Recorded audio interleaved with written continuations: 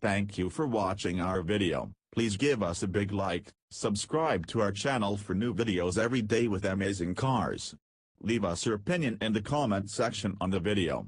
Thank you. At the start of his sports car driving career, Kvamme jumped right into the deep end.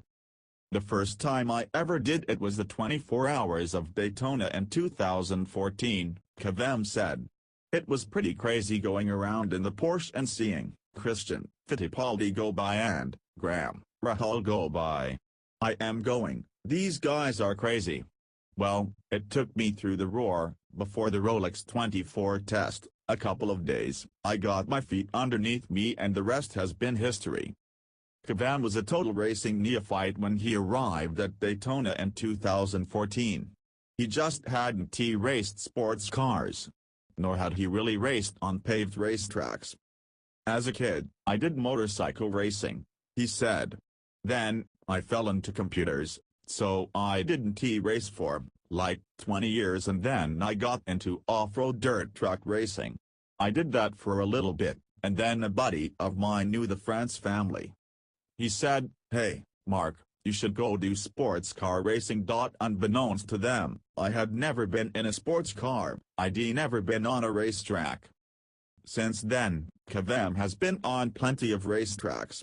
He amassed 20 starts in the IMSA WeatherTech Sports Car Championship in different classes, Prototype, Challenge and GT Daytona, with a career best result of second in the PC class last year at Road America.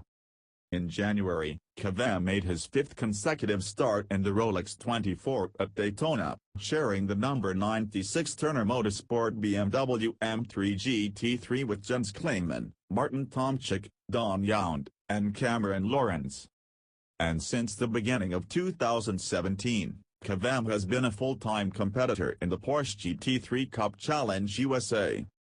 Last year, he finished second in the Platinum Cup Masters point standings, with Platinum Masters victories at Barber Motorsports Park and Virginia International Raceway, which was a makeup race for an abandoned round earlier in the season at Watkins Glen. This year, he is off to a fast start, leading the Platinum Masters standings after the first event weekend earlier this month at Sebring with a pair of podium results in the number 43 JDX Racing Porsche 911 Cup entry that carries sponsorship from P1 Insurance, one of Kvamme's business ventures and a key piece to his GT3 Cup program. What I found with GT3, which is really nice, as you can see we have the Hertz sponsorship, the ability to do B2B marketing is really good, Kvamme said. Hertz is a sponsor with the team, they work with Porsche helps Hertz, and then combined with that, we redoing the car insurance, P1 Insurance. It all comes together in a very nice way to where you get real value for racing.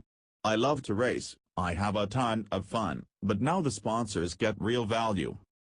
And that's really where the rubber meets the road for Kvamme. He is able to combine his passion for business and motorsports and apply what he has learned in both disciplines. I am in the venture capital business, so I invest in risky young startups, Kvamme said. A lot of people think racing is risky as well. The difference is my startups take 5 to 7 to 8 years to actually become a real company, whereas racing, I can get it all done in a weekend. It's kind of like, you've got the startup of the weekend. Oh, how is the track? How is the car setup ? You actually go through the whole weekend trying to figure that out, and then you have the race. It's very similar to a startup, so I marry the both of them and it has a lot of fun. Kvamme's next chance to have fun comes next month at Barber Motorsports Park for the next 2 rounds of the Porsche GT3 Cup Challenge USA by Yokohama season on April 21st to 22nd. The races will run as part of the IndyCar Grand Prix of Alabama weekend. Thank you for watching our video. Please give us a big like, subscribe to our channel for new videos every day with amazing cars. Leave us your opinion in the comment section on the video. Thank you.